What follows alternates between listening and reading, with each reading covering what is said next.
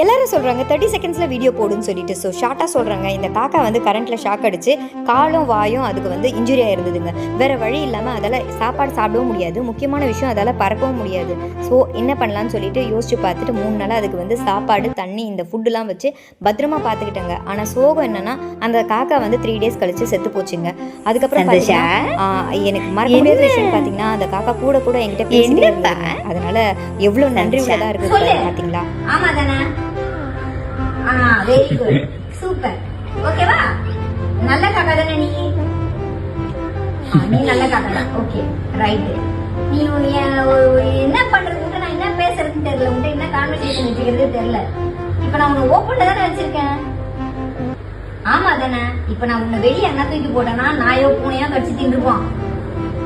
புரியுதா? இப்போதைக்கு நீ பறக்கவும் மாட்ட. இப்படியே ஒரு இடமா நாஸ்தி பண்ணுவ. என்ன பண்றது? காக்காவுக்கு சோறு போடாதன்றாங்க, தண்ணி வைக்காதன்றாங்க, வீட்டை சேர்க்காதன்றாங்க. மனசு கேட்கலையே.